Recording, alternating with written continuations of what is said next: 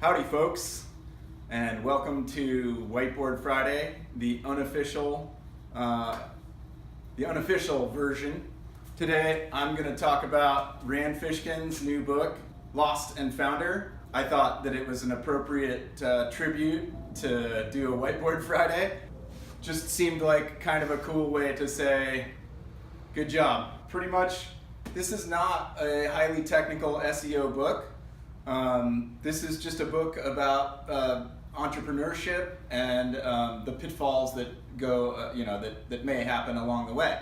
And thankfully, Rand has faced a fair amount of those pitfalls and has been generous enough to share them with us through some of his stories in the hopes of sparing us some of those same mistakes, even though, it can develop character, maybe easier to skip a few of them.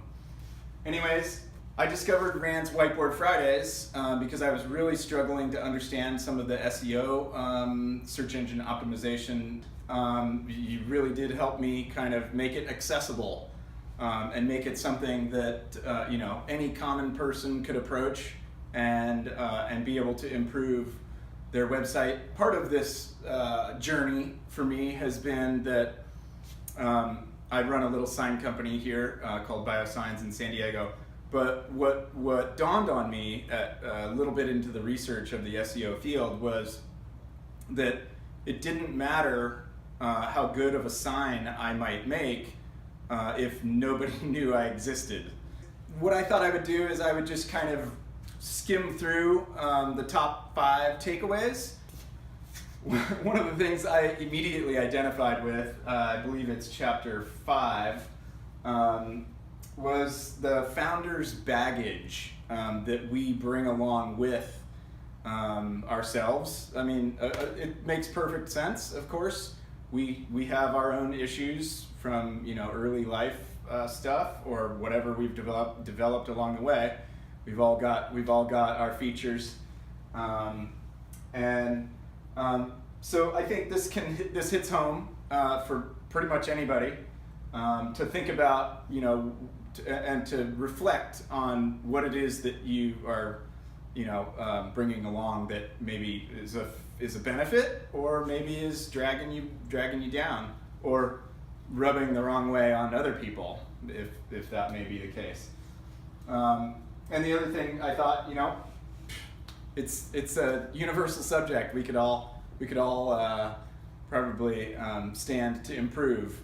The next big takeaway that I thought was critical was the growth hacks or marketing flywheels that he discusses, with the growth hacks being sort of a temporary boost, and the marketing flywheels, getting momentum and really gaining traction in whatever market sector you may be working in. And they both can be used to great effect. I think he points out a interesting kind of perspective that growth hacks are temporary or short term, and really the best way to go about it, or one of the better ways to go about it, is to think about the long term. And while you could use some of those growth hacks to temporarily create buzz or get a product off the ground, the real momentum you want is for that flywheel to create or retain customers, and hopefully influencers in that sector will promote it, and you can sort of see how that momentum would spur itself eventually, or ideally.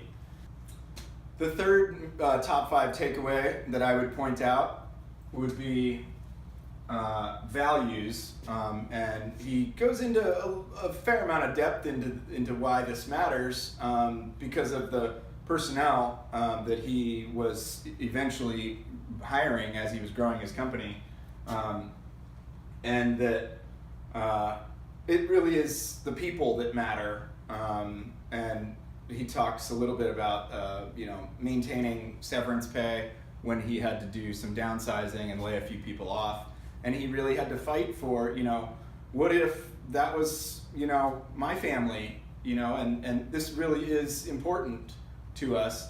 And also tag fee, he discusses sort of the core principles that they developed up at Moz in Seattle, and that those principles really did matter in your interactions with your other colleagues, and with respecting customers, and just generally good principles to live by.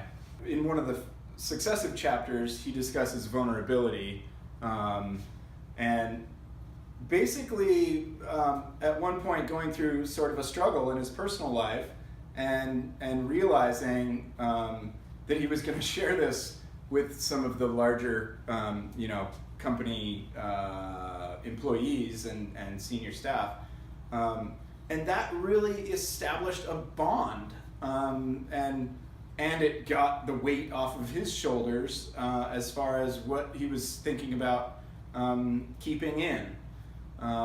Which brings me to something I didn't put on here, which is transparency.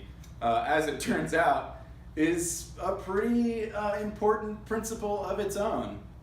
The vulnerability thing, as a leader, was not always easy to uphold, but that it is absolutely critical to maintaining a good, culture at the company, and morale with everybody, feeling like there's nothing really being, closed door kind of deals that are happening with different employees and stuff like that, as well as with the financing or the finances of the overall company. If people know that there's, it's a struggle, then, it might be difficult, but it's probably good that people know. And that understanding can be a shared bond. In his case, it was a health issue with his wife, Geraldine. So glad that you're well. And that leaders should make a concerted effort to maintain transparency in all of their aspects, whether it be personal or company policy stuff or whatever. And the fifth main takeaway that is great to close out the book with, I thought, was focus. We really are living in a time where it's easy to get distracted, and really make sure to work on the priorities that are going to either grow your business or close that deal or establish the product or whatever it may be, but to really stay on track. It's critical. It is absolutely critical to stay on track, or to, if you need to, say, hey, we need to reprioritize what really matters. That I think is okay to do along the way, to say, hang on a second, we're going into the weeds here, we need to stay on track. So closing it out with focus, I thought was apropos. He shares lots of different nuggets of wisdom in this book. Of course, I'm not going to review all of them, or really any of them. But it's a fantastic book overall. It feels like a casual conversation with a friend that is sharing their experience and what they would avoid or what they would stand by and do all over again.